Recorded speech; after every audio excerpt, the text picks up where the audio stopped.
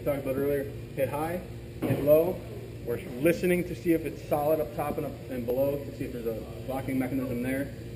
On outward swinging doors, if they're commercial metal doors and you start seeing bolt heads and stuff like that on the outside portion of it, like if you got two here and two here, chances are there's some sort of a drop bar on the other side.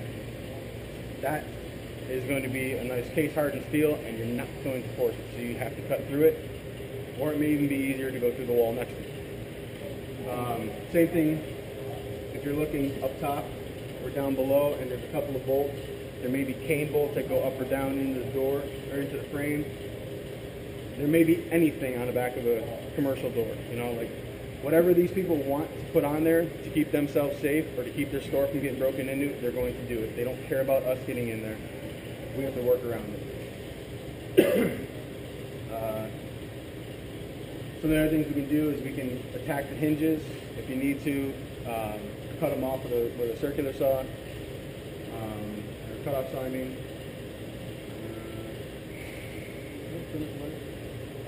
So what we do, we come up with strike high and low. We can use our adz end, come into the seam here, wiggle back and forth, get ourselves to a purchase point, and then we go back to the conventional forehand. So if you want to grab the axe and do this. Outward swinging doors is a lot easier to actually see what you're trying to do. So come up, hit, boom, boom. I get myself a purchase point. I run it on an angle like this so that the bevel end is running along the frame. And I'm trying to get it to run just along there until I hit the jam. Ready? Hit. Hit. Hit. Hit. Hit. Stop. Alright, right now, the tips of my forks have hit the jam. So now I have two options. I can switch around to the other side. Give a little bit of force out. Now I'm trying to get my tips of my forks around the jam. You guys want to come up and take a look real fast and see exactly what I'm talking about? See how the tips are right up against the jam? I want to get them past that jam and along the door. I want to be out here, like that. So now we go a couple more hits. Hit, hit, hit, hit, hit, stop.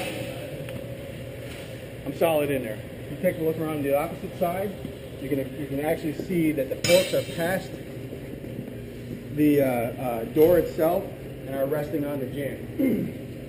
Now that's going to be what's going to help me force this door. That's where my fulcrum point is now shifted to. So when we force the door, like we talked about earlier, nice wide stance. We push away from ourselves because it's the most strength that we have. This door is actually going to come out against me. My body is going to control this door from swinging open uncontrolled. Same thing, nice wide stance.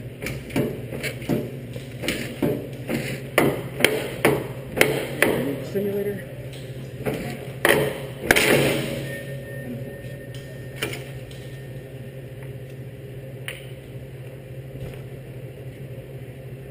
Any questions on a conventional two-man force of an outward door?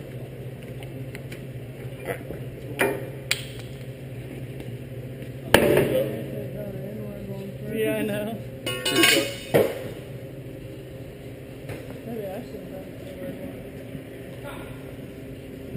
I mean, this is best to simulate as much as possible. It's as easy as some of these things break, though. A real door, you're going to have to put some ass behind it. You might be reeking on it a little bit just to get it to go.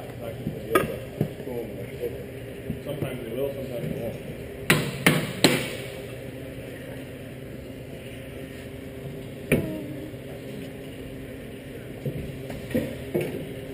Before we were trying to get this slid in so it actually bites into the jam and we roll the door out around the jam. Now we're trying to basically roll this between the jam and the door, behind the door, so the door pops out the other way. Hit. Hit. Hit. Hit. Hit.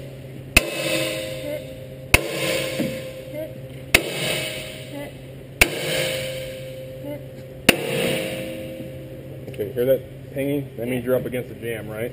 So you really got to pull this to have him hit so you can start getting around that jam. Because all you're going to do is just keep beating metal into metal, and you're just going to be wasting your energy, all right? You really got to really reach that forward. There you go. Hit. Hit. Hit. Hit. Hit. Hit. Like you're going. One more. Hit. Let's try one more. Hit. Try that.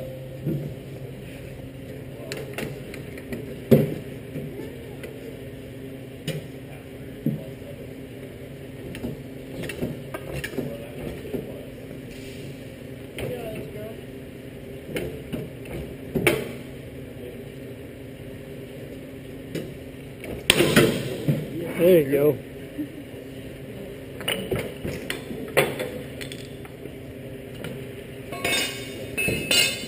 Good job. I'm sure I hit myself with something. Was it recording the whole time? Was it blinking? Yeah. Okay. Yeah. Oh, good. We got you. Who's up next? Yeah, that wasn't very good. No, I was for me to remember.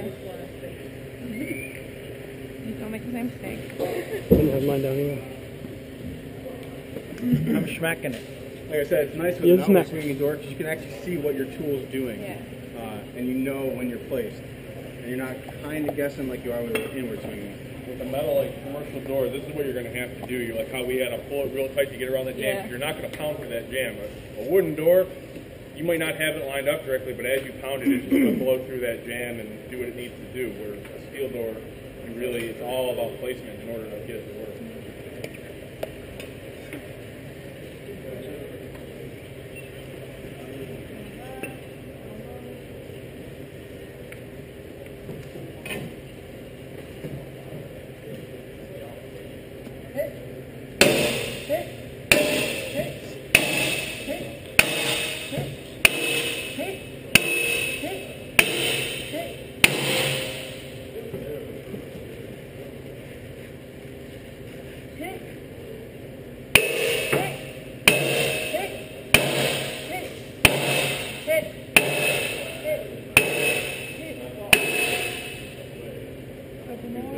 Let me try one more. Give one more here.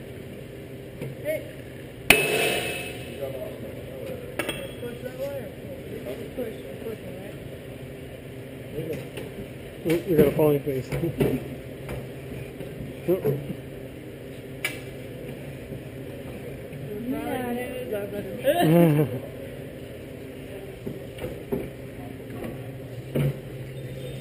careful. If you put too much in there, it blows. It's going to fall forward so much. You're lucky to catch it. Catch me, please. Wiggle it back and forth. I do that. You got it.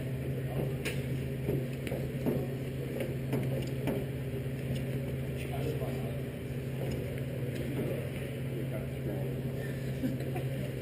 Barely biting.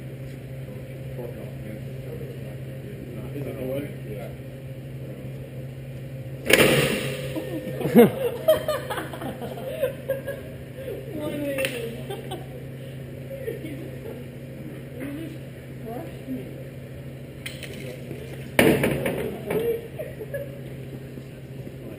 Let's get an after effects in camera. That's not even fair. How do you feel about that? I guess just bouncing and Like this. That's great. That's not cool at all. whole thing. The whole thing, even when the intro. Yeah.